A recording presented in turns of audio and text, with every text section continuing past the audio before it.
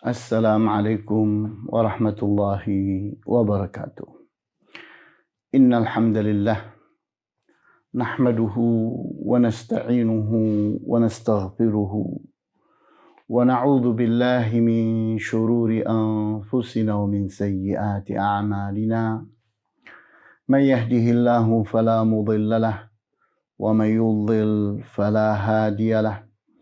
وأشهد أن لا إله إلا الله وحده لا شريك له وأشهد أن محمدا عبده ورسوله لا نبي بعده نصلي ونسلم على رسولنا الأمين وعلى آله وأصحابه ومن تبعهم بإحسان إلى يوم الدين وبعد إخواني وأخواتي في الدين أعزكم الله. Pada kesempatan kali ini kita ingin masuk kepada sesi yang ke-12, melanjutkan perhatian kita kepada mad'u, kepada orang yang sedang kita dakwahi, di mana orang yang didakwahi itu memiliki perbedaan-perbedaan keadaan yang bersifat kejiwaan, yang bersifat kemampuan kemanusiaan, kedudukannya, kehormatannya di tengah-tengah masyarakatnya, dan usianya. Sehingga kita melihat bahwa manusia itu tidak sama. Sehingga mereka itu memerlukan perlakuan masing-masing. Jadi di antara hal yang harus diperhatikan adalah keadaan kejiwaan seseorang yang sedang kita hadapi. Jangan sampai kita itu tidak mampu menempatkan cara yang benar terhadap orang yang ada pada keadaan tertentu. Begitu juga kemampuannya. Setiap orang memiliki kemampuan yang berbeda-beda. Ada lelaki, ada perempuan. Ada anak kecil, ada orang besar. Beda-beda. Masing-masing membutuhkan perlakuan yang berbeda-beda. Kemudian kedudukan di tengah masyarakatnya. Kita lihat lini kehidupan sangat banyak. Ada orang-orang yang berposisi tinggi, menengah, orang yang ada di bawah dan sebagainya. Masing-masing menuntut adanya perlakuan yang tepat. Begitu juga kemuliaan. Di masyarakat ada hal yang berkaitan dengan orang yang dimuliakan oleh mereka. Karena kekayaannya atau karena kekuasaannya dan seterusnya dan seterusnya. Begitu juga usia. Usia orang berbeda-beda.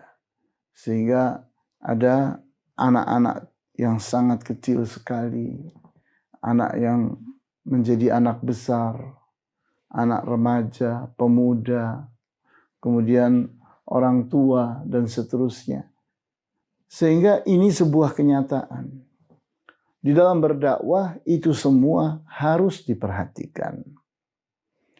Di mana manusia itu perlu diingat punya ahasis, punya ihsas, punya sensitivitas. Di saat kita salah, maka dia akan kesinggung. Akan merasa orang ini tidak mengerti keadaan orang, tidak menghargai orang lain. Maka dakwah kita tertolak karena sensitivitasnya itu tercoreng. Manusia punya masyair, punya perasaan. Sehingga perasaan orang itu harus diperhatikan. Jangan sampai dakwah kita ini tertolak bukan karena dia itu salah. Tapi karena orang itu perasaannya tidak kena. Dia merasa tersinggung. merasa tidak dihargai, dan seterusnya. Nah, ini adalah hal yang sangat harus diperhatikan. Karena ada kaitannya dengan keberhasilan kita berdakwah. Di saat materi dakwah kita itu sudah bagus, tapi ternyata uslub atau metode kita tidak tepat, tidak sesuai dengan sasarannya, maka hasilnya adalah kegagalan. Apakah karena materi kita buruk? Bukan. Tapi karena cara kita tidak tepat. Kita perhatikan hadis yang diriwayatkan oleh Al-Bukhari dan Muslim dari Malik ibn al-Huwairits radhiyallahu anhu. Dia menceritakan bahwa pada saat dia datang ke Madinah, dia itu bersama beberapa orang pemuda yang seusia dengannya. Dia menjadi tamunya Rasulullah SAW sampai 20 hari semalam. 20 hari dan semalam. Rasulullah SAW mereka dapati sepanjang waktu keberadaan mereka di Madinah itu adalah orang yang rahim, penyayang, raqiq, orang yang sangat lembut. Sehingga di saat beliau itu mulai merasakan bahwa kami ini kangen dengan keluarga yang ditinggalkan selama 20 sekian hari ini, maka mulailah Rasulullah SAW bertanya tentang keluarga kami yang kami tinggalkan. Kami ceritakan tentang keluarga kami. Maka berikutnya Rasulullah SAW bersabda, beliau katakan, irji'u ila ahlikum. Pulanglah kalian kepada keluarga kalian. Fa'aqimu fihim, maka tinggallah kalian bersama mereka. Wa'allimuhum, dan ajari mereka. Jadi kita lihat perintah ini, perintah untuk pulang, berdakwah, mengajari masyarakat di kampung asal.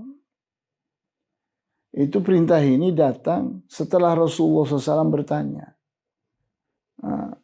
tentang bagaimana kondisi mereka.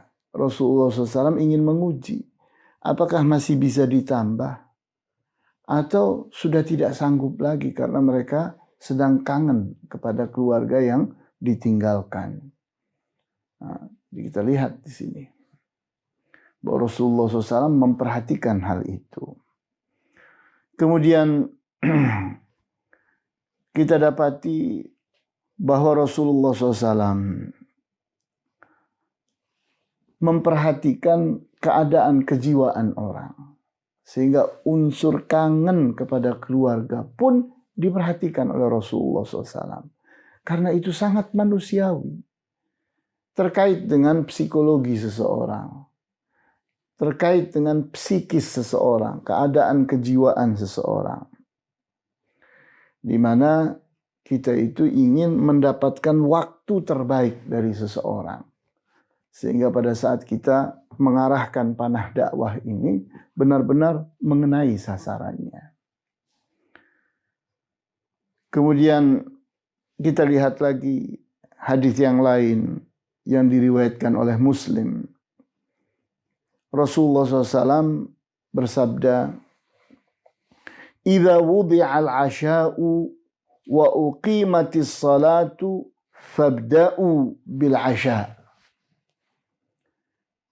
Jika telah diletakkan sajian makan asya, makan malam, makan petang, wa uqimatis salatu, dan salat telah diqomatkan, fabda'u bil asya, maka yang lebih dahulu dilakukan adalah al-asya, makan malam itu atau makan petang hari itu.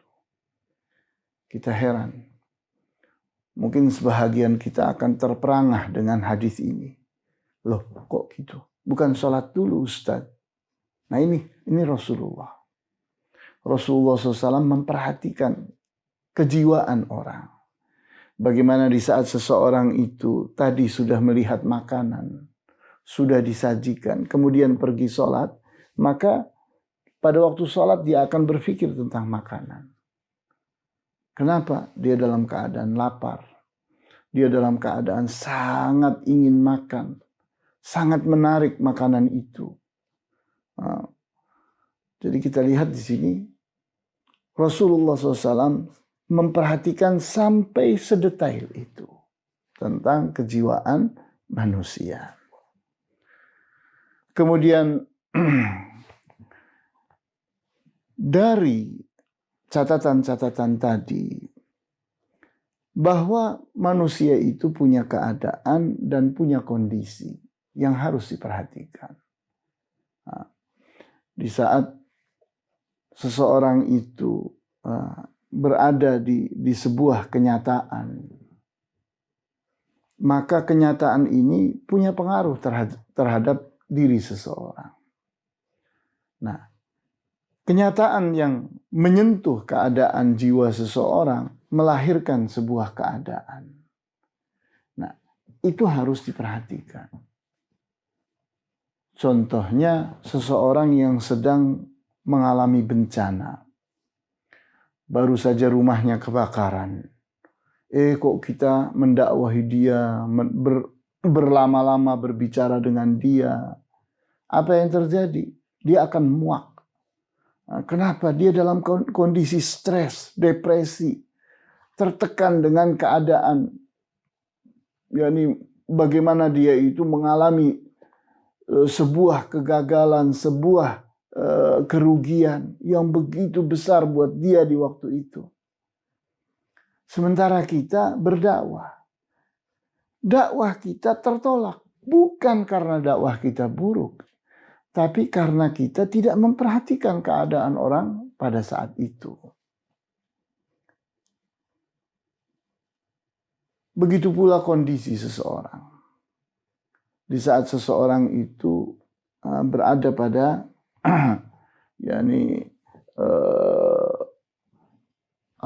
keberhasilan atau kegagalan, itu akan melahirkan kondisi di mana seseorang itu memiliki kesiapan-kesiapan tertentu.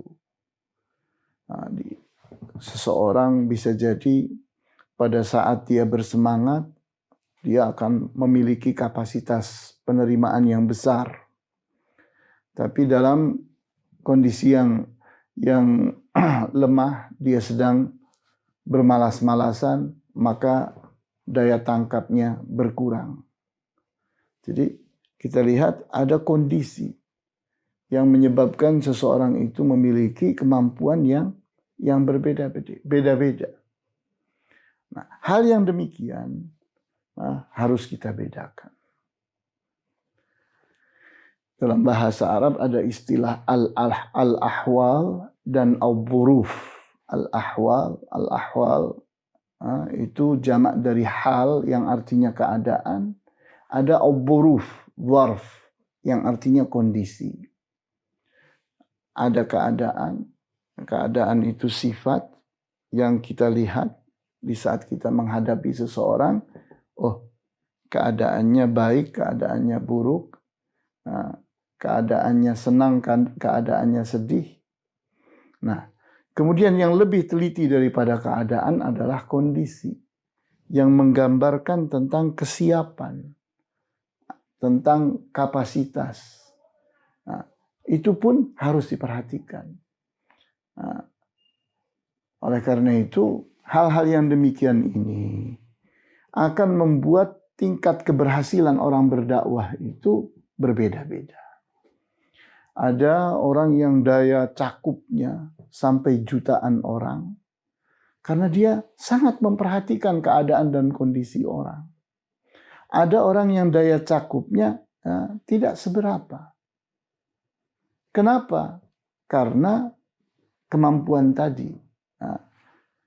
yakni kemampuan dalam melihat yakni keadaan dan kondisi orang, dalam melihat kemampuan orang, perasaan orang, dan seterusnya.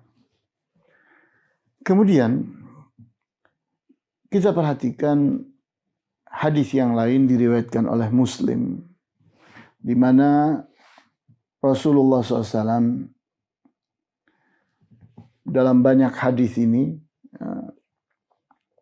mengizinkan untuk orang sholat di rumah mereka, di tempat tinggal mereka, karena terjadinya hujan, karena terjadinya dingin yang sangat.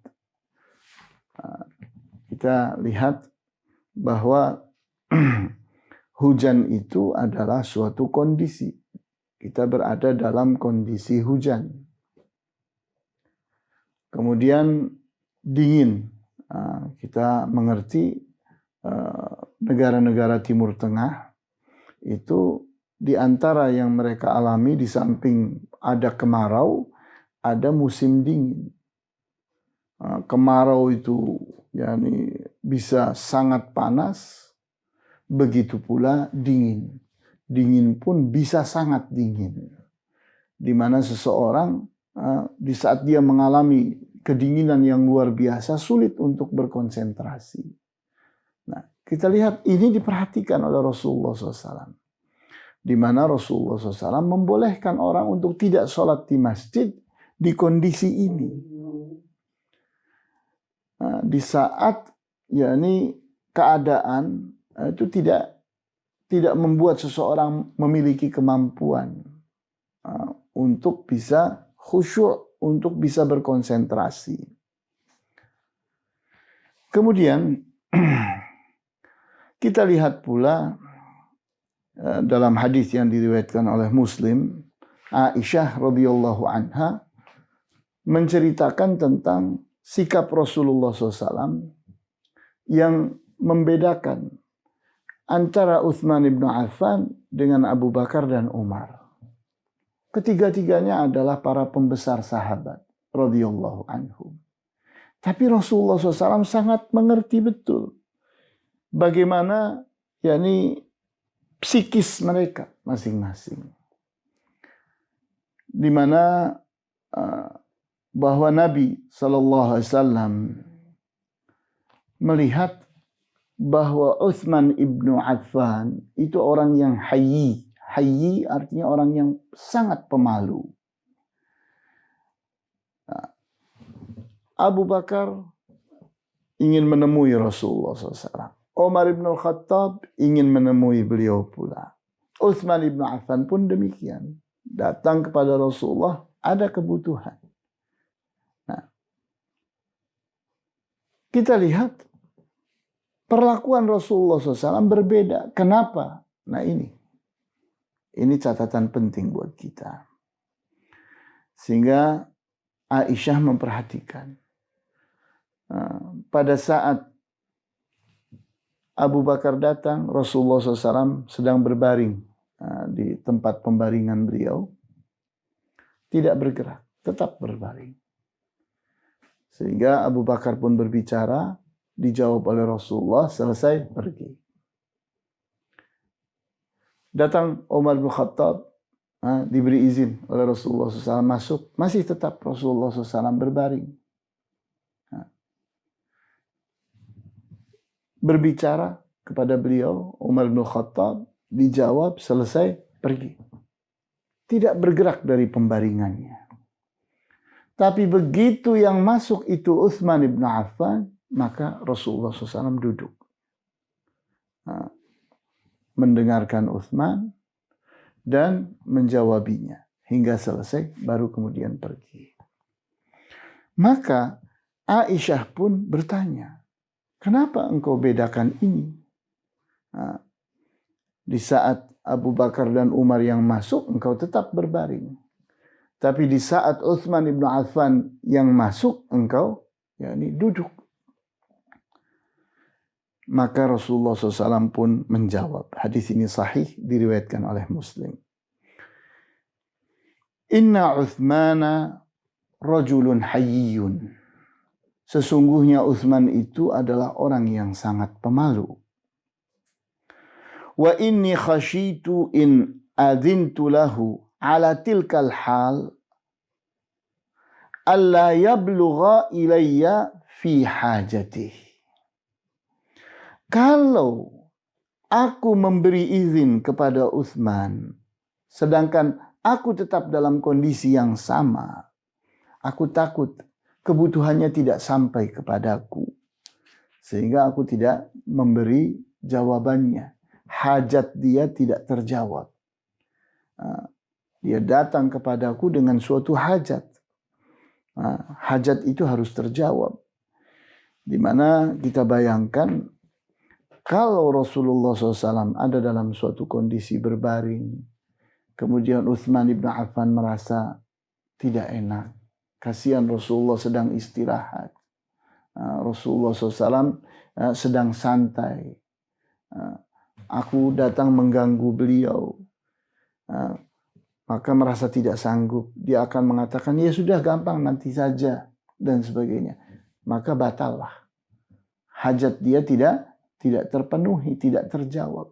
Nah, sampai sedetail ini sikap Rasulullah SAW memperhatikan perasaan orang, kondisi kejiwaan orang. Sehingga dari sini kita memperhatikan bahwa manusia itu punya ahasis. Ahasis itu jamak dari ihsas, yang artinya sensitivitas. Ada kondisi-kondisi tertentu yang sensitif. Manusia punya masyair, punya perasaan.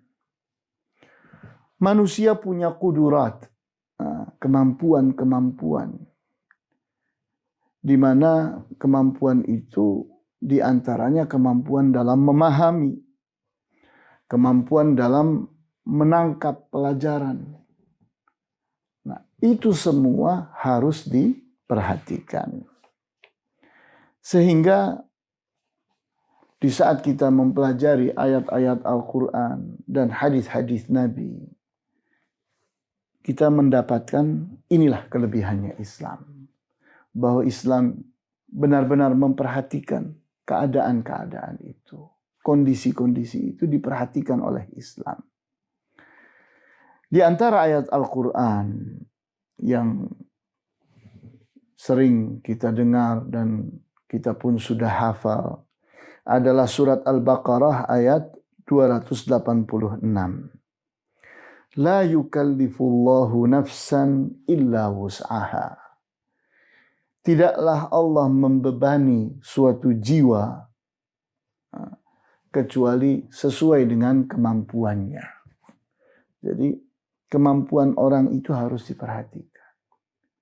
Karena Islam itu memperhatikan itu. Allah Subhanahu wa ta'ala memperhatikan itu. Kemudian masih di ayat yang sama, di surat Al-Baqarah ayat 286, kita diajari doa, Rabbana la tuhammilna ma la taqata lana bih. Wahai Tuhan kami, jangan Engkau bebani kami dengan sesuatu yang kami tidak punya kekuatan untuk memikulnya. Jadi ini diperhatikan oleh Allah dan dibenarkan, diajarkan kita untuk berdoa dengan doa ini. Ini menunjukkan bahwa doa seperti ini benar. Karena apa? Ya, inilah manusia. Manusia itu punya keadaan dan punya kondisi yang harus diperhatikan. Kemudian di surat At-Taghabun ayat 16. Fattaqullaha mastata'tum. Maka bertakwalah kalian kepada Allah sekuat kemampuan kalian. Jadi Allah tidak akan menyalahkan seseorang di saat dia telah berusaha sekuat kemampuannya. Kemudian muncul sebuah keadaan, muncul suatu kondisi yang menyebabkan keterbatasan kemampuannya. Maka Allah Subhanahu wa Ta'ala bisa menerima hal itu. Allah Maha mengerti tentang keadaan jiwa manusia. Sehingga kita lihat dalam hadis yang diriwayatkan oleh Al-Bukhari, Ali bin Abi Thalib radhiyallahu anhu, beliau berkata, "Hadithun nasa bima ya'rifun." Ajaklah bicara orang sesuai dengan kemampuan dia untuk memahami, untuk mengerti. Atuhibbuna ayyukadzdzaballahu wa rasuluhu? Apakah kalian suka untuk jadilah Allah itu didustakan dan Rasulullah didustakan? Jadi ada penolakan terhadap Allah, ada penolakan terhadap Rasulullah yang bisa jadi penyebabnya adalah kesalahan kita karena tidak memperhatikan kemampuan orang.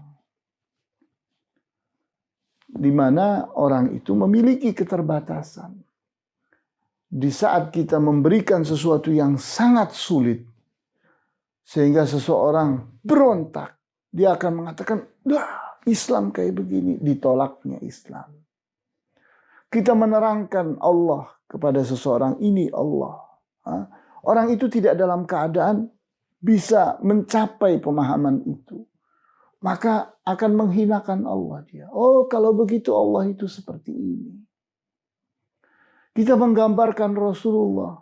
Oh, itu Rasulullah seperti itu. Maka ditolaklah Rasulullah SAW. Diingkari, penyebabnya karena tidak memperhatikan. Orang ini seperti apa? Apakah layak orang itu diajak bicara seteliti ini? Siapa dia? Dia adalah penuntut ilmu yang punya kapasitas untuk memahami hadis atau ayat sedetail itu. Atau dia sekedar orang awam yang ingin memahami Islam hanya global-globalnya saja. Begitu masuk ke detail pusing, dia tidak sanggup. Dia merasa sulit, merasa tidak nyaman. Nah, kondisi seperti ini di dalam Islam sangat diperhatikan. Sehingga kita pun melihat bahwa manusia itu punya keterbatasan-keterbatasan. Manusia itu punya keadaan-keadaan, kondisi-kondisi yang menyebabkan kita ini harus membedakan mereka. Ada orang dewasa, ada anak-anak, ada orang tua, ada pemuda, ada perempuan, ada lelaki, ada orang sehat, ada orang sakit. Itu semua adalah menggambarkan tentang kondisi orang yang tidak bisa dihindari. Itu kenyataan pada orang itu. Pada setiap kondisi tergambar di sana, yakni bagaimana kesiapan-kesiapan, bagaimana perasaan, bagaimana sensitivitasnya, itu tentunya berbeda-beda. Kita lihat betapa pentingnya sholat jamaah. Namun kita lihat apa yang disabdakan Rasulullah SAW dalam hadis yang sahih riwayat Muslim. Beliau bersabda, "Ya ayyuhan nas, inna minkum munaffiri." Wahai para manusia, sesungguhnya di antara kalian ada orang-orang yang munafir. Munafir itu membuat orang nafar, membuat orang pergi, lari, tidak mau mendengar. Faman amman nasa falyatajawwaz. Maka barang siapa yang mengimami orang banyak, orang yang beraneka ragam, falyatajawwaz, maka hendaknya dia meringkasnya, tidak berpanjang-panjang. Fa inna khalfahu ad-dha'ifu wal kabiru wa dzul hajati. Karena di antara para makmumnya itu ada orang yang lemah, ada orang tua, dan orang yang sedang punya kebutuhan. Jadi perhatikan itu. Kita lihat pengertian kita terhadap yakni keadaan dan kondisi orang itu diperhatikan sekali oleh ajaran Islam, oleh Rasulullah Sallallahu Alaihi Wasallam, sehingga sholat jamaah yang demikian pentingnya itu memperhatikan keadaan orang. Kemudian suatu saat Rasulullah SAW dalam hadis yang diriwayatkan oleh Al-Bukhari, diceritakan oleh Abdullah ibn Umar, beliau berkata, arani atasawwaku bisiwak. Rasulullah SAW mengatakan, aku ini melihat diriku sekarang butuh siwak. Faja'ani rajulani ahaduhuma akbar minal akhar. Datanglah dua orang membawa siwak, yang satu lebih tua dari yang lain. Fanawaltu siwakal asghara minhuma. Maka aku ambilkan siwaknya itu dari yang lebih muda. Aku berikan kepada Rasulullah SAW. Faqila li kabbir. Maka dikatakannya, Rasulullah SAW mengatakan, kabbir, pilihlah yang lebih tua. Fadafa'tuhu ilal akbar minhuma. Maka aku pun mendorongnya dan aku mengambilnya dari yang lebih tua. Jadi ternyata Rasulullah SAW membedakan orang. Beliau yakni akan membuat orang ini kesinggung. Dia lebih tua, merasa lebih pantas untuk dihormati, dihargai, bukan yang lebih muda.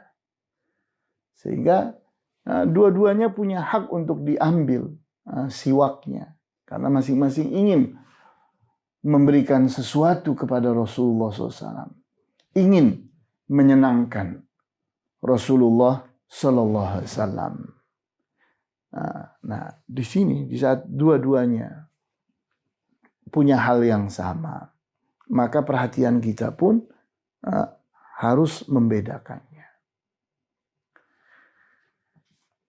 Kemudian kita lihat lagi apa yang dikatakan oleh Rasulullah SAW kepada Malik ibn al-Huwairith pada saat mereka ingin kembali ke kampungnya setelah belajar selama 20 sekian hari, di mana Nabi SAW mengatakan,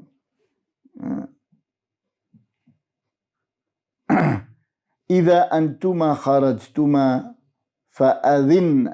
fa'adzina thumma aqima. Thumma liya ummakuma akbarukuma." Jika kalian berdua bersama-sama keluar, maka salah seorang dari kalian berdua melakukan azan, kemudian melakukan qomat. Kemudian hendaknya yang menjadi imam adalah yang lebih tua. Jadi kita lihat di sini, di saat kemampuan bacaan Al-Quran atau ilmu secara umum sama, maka yang harus dikedepankan adalah usia. Mana yang lebih tua, itulah yang didahulukan atau diutamakan menjadi imam. Jadi Islam sampai punya perhatian sedetail ini, terperinci seperti ini, bahwa siapakah orang yang berhak jadi imam atau paling berhak jadi imam, dimulai dengan memperhatikan ilmunya. Karena ini orang yang sama-sama. Mereka semua orang yang baru masuk Islam, belajar dalam tempo yang sama 20 sekian hari. Artinya kalau secara kemampuan ilmiah sama. Hafalan Al-Qur'annya sama. Karena waktu belajar yang sama. Terus siapa di antara mereka yang harus jadi imam? Maka yang usianya lebih tua. Jadi di sini unsur usia diperhatikan. Kemudian kita lihat lagi pada hadis yang lain yang diriwayatkan oleh Al-Bukhari. Pada saat Rasulullah SAW melakukan Fathu Makkah, memerdekakan Mekah kembali, Rasulullah SAW membuat pengumuman. Kita lihat hadis yang sahih diriwayatkan oleh Al-Bukhari, di mana Rasulullah SAW bersabda, "Man dakhala dara Abi Sufyana fahuwa amin." Barang siapa yang masuk ke dalam rumahnya Abu Sufyan, maka dia aman. Jadi kita lihat bahwa Rasulullah SAW datang untuk memerdekakan Mekah. Maka siapapun yang berada menghalangi, artinya dia menjadi musuh, berhak untuk dibunuh. Nah, untuk membuktikan bahwa seseorang itu tidak menghalangi, tidak melawan, maka hendaknya dia melakukan hal-hal berikut. Salah satu hal yang diarahkan oleh Rasulullah SAW pada saat itu adalah masuk ke rumah Abu Sufyan. Orang yang pada saat itu masuk ke rumahnya Abu Sufyan, maka selamat dia. Karena tidak menjadi musuh, tidak dinilai menghalangi. Nah, rumah ada banyak di Mekah. Tapi kenapa kok Rasulullah SAW mengkhususkan nama, yaitu rumah Abu Sufyan? Karena Abu Sufyan pada saat itu pemimpin Quraisy. Pemuka orang-orang Quraisy pada saat itu yang paling dihormati adalah Abu Sufyan. Sehingga mesti dihormati beliau. Mesti dimuliakan, mesti dihargai. Maka disebutkan dalam pengumuman itu secara khusus. Nah, ini memperhatikan hal yang demikian ini di dalam Islam adalah sesuatu yang benar-benar dijaga. Kita lihat apa yang dikatakan oleh Imam Nawawi rahimahullah tentang sikap Rasulullah SAW menyebutkan Abu Sufyan tadi. Beliau katakan, wa fihi ta'lifun li Abi Sufyana wa ibharun li syarafih. Bahwa sabda Rasulullah SAW seperti itu, menyebut-nyebut nama Abu Sufyan dan rumahnya, adalah dalam rangka menjinakkan jiwa Abu Sufyan. Dan dalam rangka untuk menampilkan kemuliaannya. Menunjukkan kemuliaan bahwa Rasulullah SAW tidaklah datang ke Mekah untuk merendahkan orang. Tidak. Orang yang mulia tetap mulia. Tidak direndahkan karena masuk Islam. Kita dapati bahwa pernyataan atau keterangan dari Al-Imam Nawawi tadi dari syarah beliau terhadap terhadap Sahih Muslim jilid 12 halaman 179.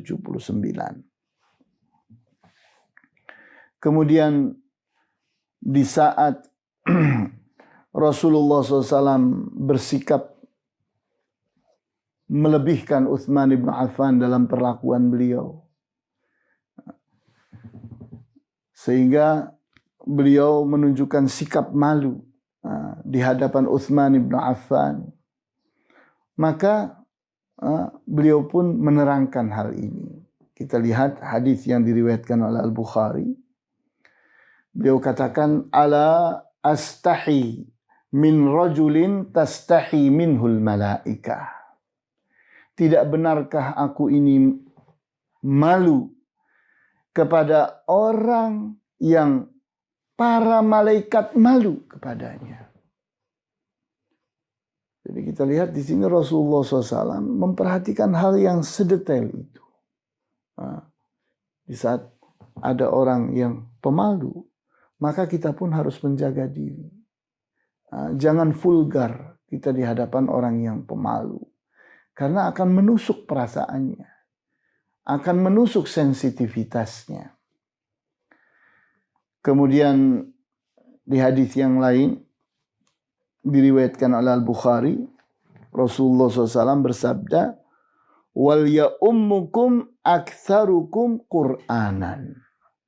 Hendaknya yang menjadi imam di antara kalian adalah orang yang paling banyak Al-Qur'annya. Jadi kita lihat Rasulullah SAW memperhatikan kapasitas ilmu orang yang akan jadi imam. Di mana yang harus diutamakan itu adalah penguasaan terhadap Al-Quran. Yang paling banyak hafalan Al-Qurannya, maka itulah yang dikedepankan. Ini terkesan bertentangan dengan hadis yang tadi yang berbicara tentang Malik ibnul Huwairits, di mana Rasulullah SAW mengedepankan usia. Ya, jawabnya di saat hafalan Qur'annya sama, maka pilihan atau tolok ukur kita dalam memilih itu adalah usianya.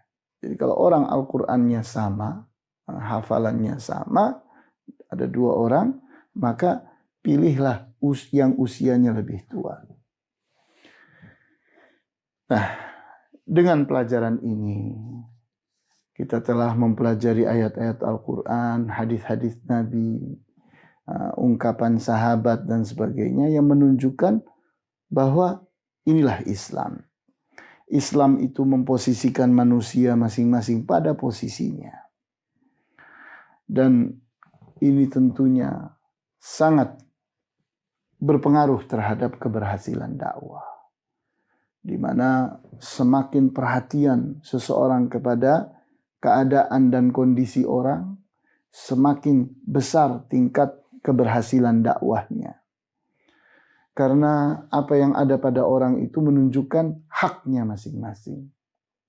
Di saat orang itu diperhatikan haknya, maka dia akan mudah untuk menerima pelajaran kita. Kemudian orang yang sedang didakwahi atau objek dakwah, mad'u itu membutuhkan metode, membutuhkan cara. Sehingga di saat cara itu pas sesuai dengan keadaan orang atau kondisi orang, maka disitulah letak keberhasilan dakwah kita. Di mana orang itu akan menyambut dakwahnya orang yang dia anggap orang ini menghormati saya. Orang ini menghargai saya. Orang ini memperhatikan saya. Dan sebagainya. Maka dia pun membalas perhatian dengan perhatian. Kehormatan dengan kehormatan dan sebagainya. Maka inilah bagian dari hal yang harus kita perhatikan dalam berdakwah, yaitu memperhatikan kondisi mad'u, orang yang didakwahi. Inilah pelajaran kita pada kesempatan saat ini. Wallahu ta'ala a'lamu bis-shawab. Walhamdulillahi rabbil alamin. Wa sallallahu ala asyrafil anbiya'i wal mursalin. Wa ala alihi wa ashabihi ajma'in. Subhanakallahumma bihamdika asyhadu an la ilaha illa anta astaghfiruka wa atubu ilaik. Wassalamualaikum warahmatullahi wabarakatuh.